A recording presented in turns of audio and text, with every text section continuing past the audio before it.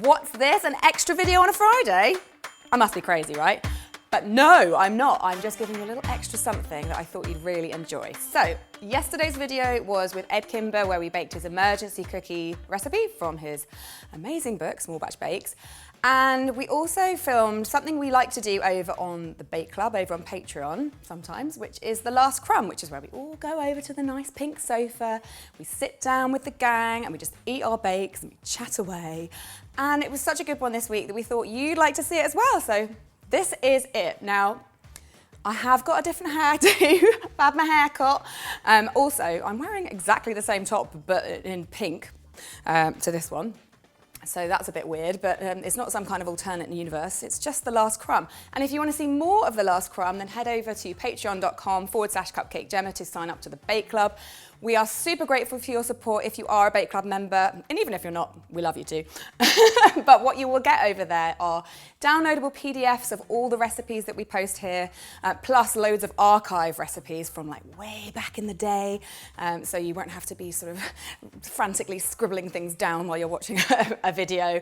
Loads of extra content, discounts occasionally as well on our merch and things like that. So head over there, join up if you can. We really appreciate all your support. In the meantime, though, enjoy this crumb, the last crumb. Well, not the last crumb, just one episode of The Last Crumb with Edd Kimber. Over there. You can't see it over there, it's not in shot, but I'm going there now. Bye. Oh, hello. Hi. How you doing? Good. Oh, Jinx. Watch out. we have cookies. They nearly fell on the floor multiple times. But Still edible. 10-second rule. How are you guys doing? Good. Yeah, excited. Sorry. That's okay. Nearly took you out. Don't worry. Don't beat the gas. Down here. You have actually baked these cookies, haven't you, Dane? I did, yes. And I don't. can you tell us about them? Well, I can tell you that they Tell us didn't what you quite did. look like Edd's, but I forgot to put baking powder in. Oh. So, But they they still still look Just be great. crisper. they're It's just fine. exactly. They do. What? They look Very like much. nice, crispy, Yeah, it just means there'll be more of chewy. a thinner, Yes. crisper cookie, which is also That's the one I wanted. a great Oh, thing. it's oh, that's got a big bit of chocolate. Yeah. Look. Oh my gosh. yeah. Nice I love and that. chewy. Actually, yeah, this is great. And that's the thing about cookies, right? There's so many different, like, if you change the tiniest thing, it actually can make such a big impact, but Yeah. they're still delicious at the end of the day. Well, it's all the same ingredients that taste delicious. Yeah. Do you know what I mean? Yeah. I Like- always used to say that baking is, butter, sugar, eggs, and flour. Unless you burn it, it's going to taste good, so don't worry about it. Sometimes I it mean- tastes good when you burn it. We burnt some packet cake mix the other day. You We did. bloody loved it. I loved it. It was really good. But no, I think this is totally genius. Thanks. Like, Yeah. honestly. I was really Yeah. happy with the idea, although I didn't realise until after.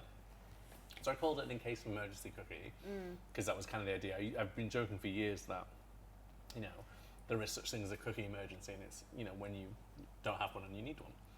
And it's a very low level emergency, but I didn't realise until after the book had gone to print, and in fact until it actually came out, that Nigella has an in case of emergency brownie.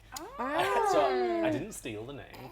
And Nigella gave me a quote for the book. coming for you. I was gonna so say, it's She's okay. not jealous Yeah. for you. But also, She can be mean. she read the book before it came out and gave me the quote, and she never mentioned that I'd stolen her naming idea. But her brownie, I think, makes like 3 brownies or something, or 2 brownies. or You've something. got a brownie recipe for 4 pieces, which is stuffed with Biscoff in Yeah. that. Yeah. Hello. The kind of idea was that everything should serve no more than 6. That was kind of the max I thought you could call a small batch recipe. Yeah. Because I've seen like small batch recipes that serve 10. I'm like, I mean, in what world What, is that? what was the first recipe that... This one. Oh, really? This This, is the first idea. inspired it. So this wasn't the inspiration for the book, but when we came up with the idea of the book, the first thing that came into my mind was like a single cookie because, cynically, I thought it would do really well. Social media, press, all that kind of stuff. you were right. But then the actual cookie is delicious. Yeah. Like, I love it, and I make it.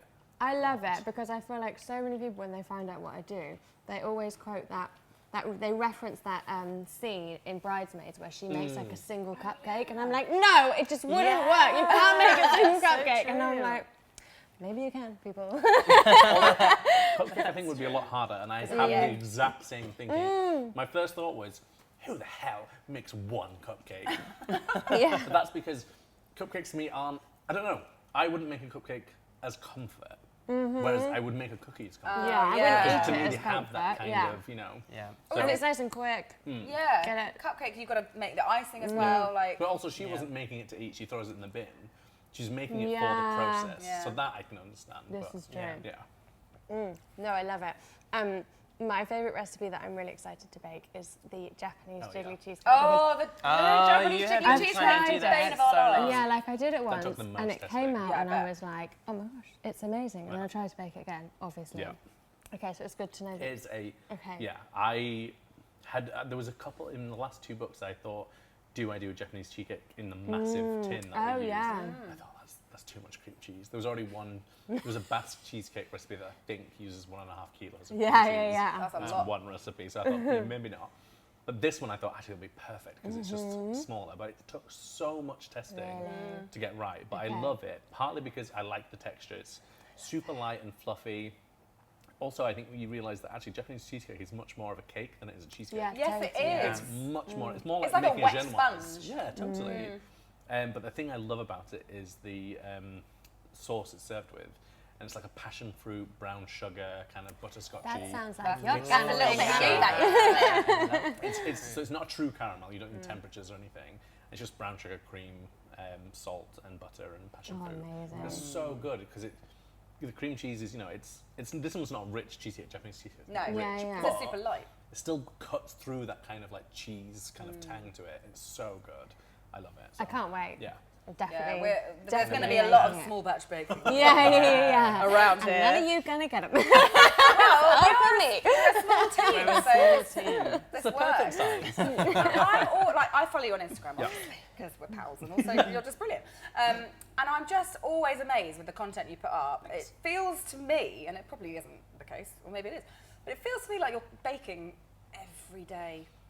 I used All to. day. I did used to say it was every day, and it's definitely not every day now. Like, what's an But average it's still day most for you? days. Most days I am in the kitchen. Really? But not necessarily all of the day. It depends what I'm working on, really, because I'm freelance. No day has ever really followed the exact same pattern.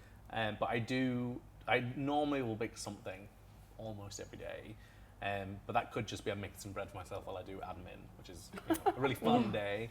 But I am often testing, or then I'm filming something.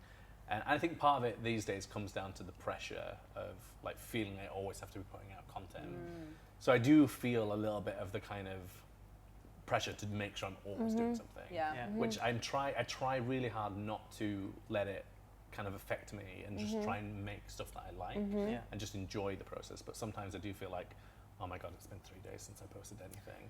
But I've tried to, in the last couple of years, especially since the first lockdown, try to step away from it a little bit and realize that it doesn't matter, even though it kind of does. But I try not to let it have that effect on me mentally and just try and go, it's baking, it's just fun, and it shouldn't feel like this stupidly Yeah. pressured thing. So I think that's what happens when it becomes your job, though, and you're Yeah. relying Oh, on yeah. it. I think You we've know. all been through Yeah. that, haven't Yeah. we, over the years? Totally. one of my friends was a former pastry chef in New York, and she said to me when I started doing it as work, she said, "You won't enjoy it very soon." And basically, she said she used to love baking, and then the more she did it, the more she did for a job and as a pastry chef, and then as a owner of a business, the love just kind of left her. And so I've tried to be really conscious about having other things to kind of keep, Totally. you know. So I started doing ceramics recently. Oh my Oh, God, so I did as so well. So I good. really want to try love it. I did it for a weekend in London, and it was a 2-day like intensive beginners course. It was the most relaxing thing I've done. It's totally, Oh and my yeah. God. But it's the I same thing that honestly baking think used that to give that's me, what, though. yeah, but Yeah. I think it's so important for Yeah. everybody to have that, because it's like, this is going deep now, isn't it? Yeah. But like, you all have these hobbies as kids, and Yeah. it's all like you're forced to have these hobbies, and then you become an adult, and you're like, I'm just getting up, going to work, Yeah, going home, 100%. and now Yeah. it's just like, go to a class, or just Yeah. find some time at home, switch everything off, and just like Yeah. float away. And it just makes you feel so much better. There was something about it. And I think partly it's because one of my friends used to say to me, "Oh, you'll be really good at ceramics because you do baking. It's like similar skills." but it was the same kind of meditative quality that baking had to me like 15 years ago when I just purely did it as a hobby, and I just could lose myself in it, and like that was 10 hours I've been sat at a wheel. My back hurts. Like, Yeah. but it was so good. I loved it. But did you think that you were going to be, because so when I first did it, I thought, I'm going to be like so good at this because like I make cake and stuff, and then I was like it's just flying everywhere, and I was like, okay. Well, so I realized I was really good at making really, I'm not going to say it, but very interesting looking Phallic? shape. This I wasn't so is sure. the bake club, you know, we're all friends here. Yeah, I was really good at that bit. But it turns the thing that was really fascinating was at the end of the first day, I'd made all these pots. I'm like, oh, they look okay. And on the second day, you do trimming where you like refine everything. You can turn something that's pretty crap into something that's really good. Are you saying you can polish a turd? Yes. Because It's one of my favourite phrases. But I came home after this weekend with 9 pieces, and I kept going up to my boyfriend going, look at this! I made this! And I was so happy. But that's We used what to do that with cake. Yeah, totally. You'd be like, look what in fact, I did that Yeah. recently with the Liam and Toby's birthday cake, Yeah, because I used to do so much more. You did of way the more of cake. the kind of like over the top stuff. Yeah, like I don't, it's been so long since I was in the bakery, like making yeah. cakes for customers, and we don't really do that sort of thing anymore. And I remember when they came in and were talking about what they wanted, and they said they wanted them on the top of the cake, and I was like, yeah, sure. And then in the run-up, I was like, I just completely lost my confidence because it's been so long. And then when I did it, I was like, oh my gosh, I can still do this stuff. And I sent a picture to my husband. I was like, look at this, look what I can do. It's like you forget, like if you don't like exercise those muscles, you know, like even if it's just simply exercising your creativity, you know, you I can think it's really really lose important. And confidence. also, like, saying to yourself, I can't do that is Yes. like the worst thing to do. Yeah. Like, you can do it. And you're the only person that has to think it's good. Yeah, totally. It doesn't even have to be good. Yeah. I saw someone post a video the other day that basically said, you do not have to be good at your hobbies to do your hobbies and enjoy it. Absolutely. You can be the worst at it, but as long as you enjoy it and it's an outlet for you. That makes me think about people who love dancing who can't dance, who are actually my favourite people. They're my favourite people at the party. That's is she me. talking about us? Hey, well, you're obviously all very good dancers, but like my favourite thing when I go to a party or a club, like that never happens anymore, is watching the person just letting go, but has no rhythm and just loving it. Like, And you you know, don't people care. get so You caught don't up care in like, I either. just don't want people to laugh at me, or I haven't got any rhythm and it's embarrassing or whatever. It's like Phoebe in Friends when she's running and she's like this, and Rachel's like this, but she doesn't care because she's just, I think it's really more healthy Phoebe. to not care. Yeah. To actually just live your life as just whatever and just not think about other people. Yeah. Totally. Oh. So how long were you baking before you went on Bake Off? So Was it a big hobby for you already? Yeah. So I've been baked since I was a kid, basically. Okay. You know, one of our yeah. so cliche. I wrote cookbooks and I did it with my grandma. Oh, no, it's nice. But Beautiful. yeah, I did basically like bake with my mum and my grandma, and it was one of those things that it was never a hobby as a kid. It was just something we did as part of our family. And then when I left university, I had a job that I absolutely hated in a bank. Miserable job. I got sworn at all day. Had customers threaten to kill me at some point. lovely. It was really nice and friendly. And at that point, baking kind of became, I wouldn't even say a hobby at that point. It was stress relief. I would go home and have something that A, was creative, fun, and not my job. And something I could switch my brain off and just turn on some music and just be in the kitchen and enjoy it. And after I'd done that for a few years, I'd applied to go to catering college in my local area and got turned down. Oh, okay. So I was very pig-headed and was like, I'm going to teach myself like properly, not just whatever I was doing at the time. So I bought every kind of professional cookbook I could get my hands on, any consumer cookbooks I get my hands on, and basically I would bake something new from them to teach myself like a flavour or a skill or something. Yeah. And I did that obsessively for about 3-4 years, and it was to the point where I was baking something every day for 3 or 4 years. Wow. And I had a really, really rubbish blog at the time that it was just for me, and it was just like me putting up these recipes and like keeping a record of what I was doing.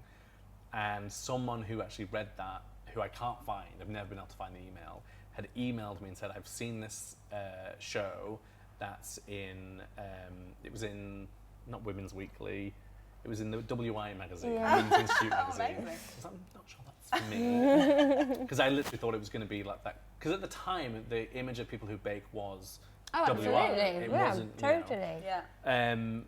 And so I applied after a lot of encouragement from friends because I was never going to do TV. I was like, no one's going to put me on TV. I don't want to do TV. Like, no, I don't want to be put in front of the world kind of thing. So I applied not thinking I would get on. And then I did it so I could see like an audition because I thought that might be fun. And then every stage I got to, I kind of surprised myself. Then found myself on the show. And there was a period on, I think the second week, or maybe even the first week, no, second week, where I was in a hotel room with 2 or 3 of the other contestants, and I said, I'm gonna quit, I'm not enjoying it. And they literally sat me down, they closed the door and went, you can't because you're going to win. No. And it was this big thing of like realizing that I was better than I thought I was. Yeah. Oh, that's so amazing. Like, yeah. imagine what sliding doors moment, like what direction your life would have gone in. 100%. Yeah, like I always like to say that I hope I would have gone into food work-wise eventually. Yeah. But Bake Off opened a door for me, Yeah. and I walked fully through it and was like, no, I'm taking this opportunity. And You have running taken with it. every opportunity. Yeah, like you totally. have, like maybe more than any other previous winner. Like you have taken that opportunity and made it work. I knew what I wanted, and I wanted a career in food. And I think for some people to go on the show and it's more about like being famous or using it as a platform for another cause or whatever. But all I ever wanted was to work in food, and I didn't care about doing, more TV or whatever. But it turned out that what I was good at was writing. Yeah. And so as soon as that became something I realized I could do and was given the opportunity to do it, I kind of have clung on to that. And I love it. It's great. I mean, I make cake for a living. Do you know what else is like, what makes me think about your story is that the amount of times we get asked, like, I mean, I get asked a lot, like, should I go to baking school? Nah, like, don't should I do go it. to culinary school? Like, what do I need to do to become a successful baker or whatever? It's like, I literally just started working in a bakery Yeah. after And just do after it. baking it at home, That's like literally loads. it. Ed, You learn way obviously, more in you the got kitchen. you got really obsessive with it Yeah, and baked every day, read all the books.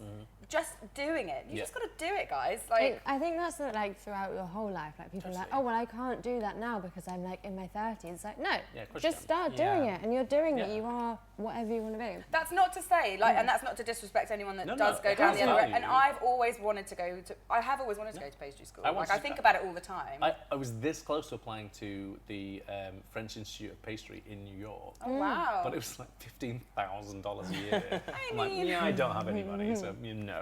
You Yeah. could just play them in Especially cookies. now, there's so much you can learn. Like I mean, 100%, it's so on much YouTube. easier. You know, like But it's so you true can learn though. everything on YouTube. It's Totally. amazing. So one of my friends is a chocolatier, and I remember years ago asking him, like literally 12 years ago, just after Bake Off, I just met him, and I was like, should I go to culinary school?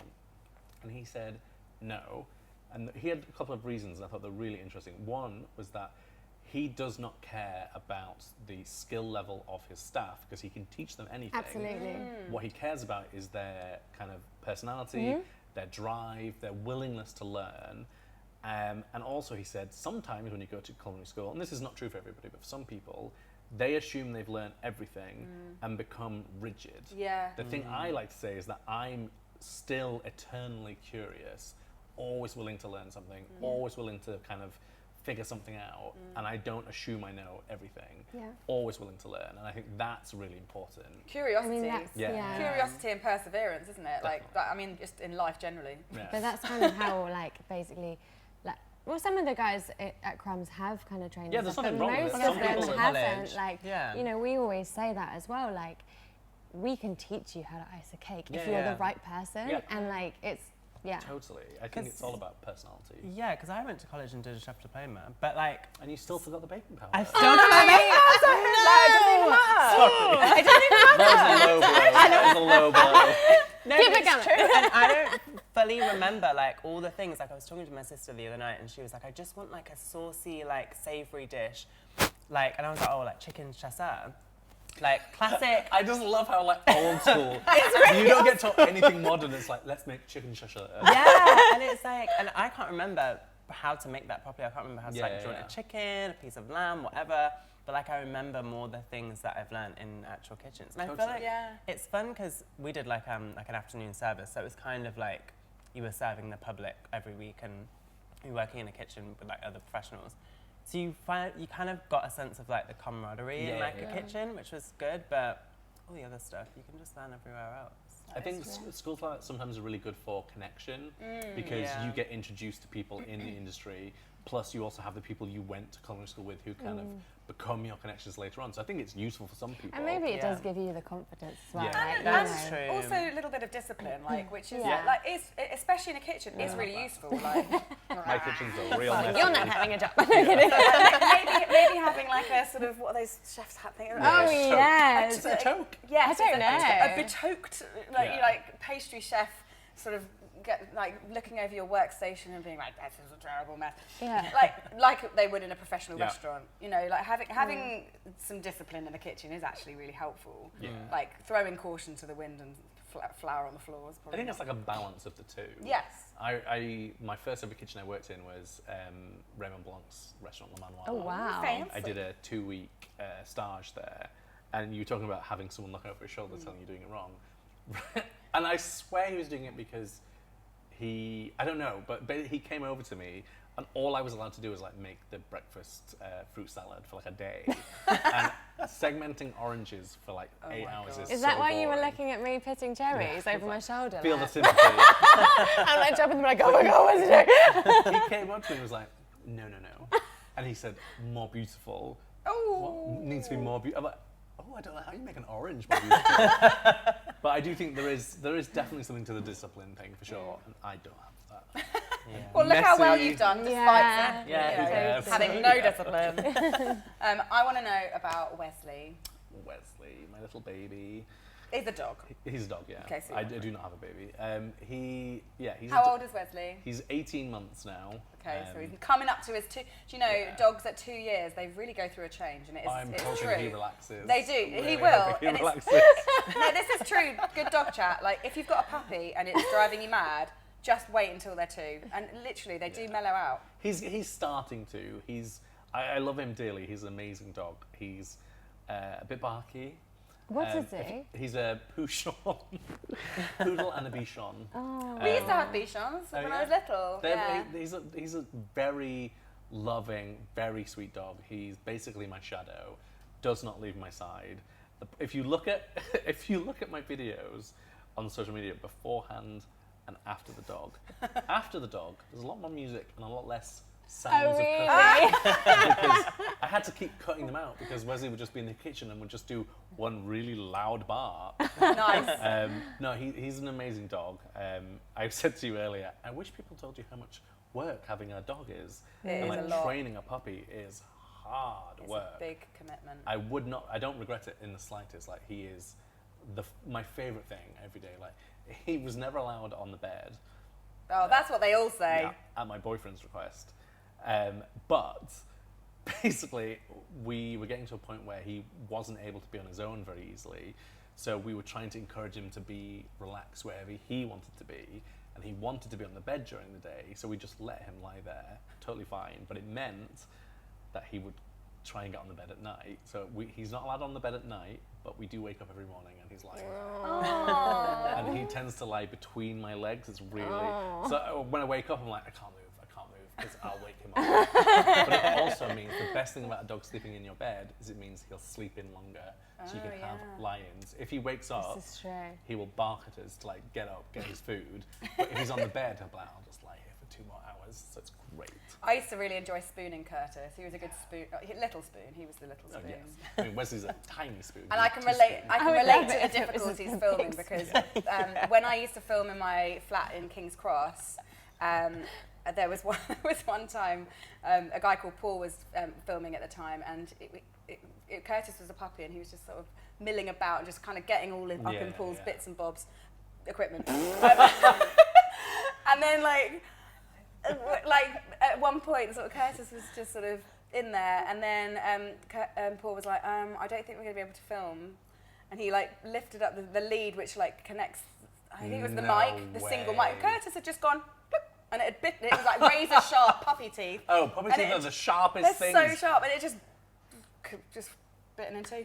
There was one point where Wesley, when he was a little puppy, he was very nippy, so nippy.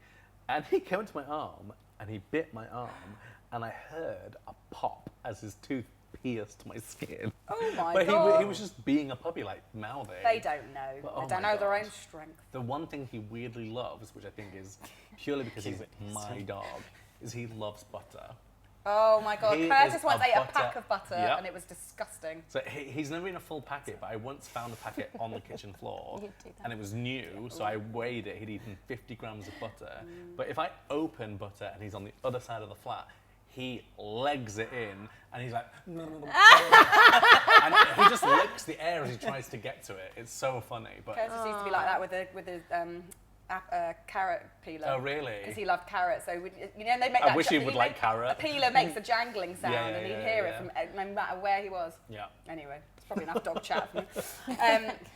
Well, look, Ed, thank you so much for My joining pleasure. us. It's been an absolute pleasure eating lots of cookies. Yes. I mean, we've probably eaten. None of us have finished a cookie. Yeah, but that's because we had more I wondered if earlier. it's okay. We've got an excuse because Yeah. we've eaten quite a lot of our own cookies. Okay. But also there wasn't we'll any baking clean it powder up. in We're this gonna one, so- continue. I will Yeah. continue. I will eat all of them. If challenged. Yeah. Nikki's gonna have some. Sam's gonna have some. Don't you worry, people. None of these cookies are going to waste. We're just pacing ourselves. Actually, if you could stay and bake some more. Yeah, one at maybe a baking time. powder. Yeah, just one cookie at a time. But yeah, no, thank you so much My for pleasure. coming on. It's been really great chatting. Don't forget, you guys, we'll be back next week with another last crumb. So make sure you're tuned in for that. Who knows what we'll be baking? I have no idea what's baking this week. Do any of us know? No. No. It's a complete mystery. It's the exciting world of Cupcake Jam. But whatever it is, we'll see you there. Yeah. See you later, guys. And thank you, Ed. My pleasure. Bye. Bye, Nikki.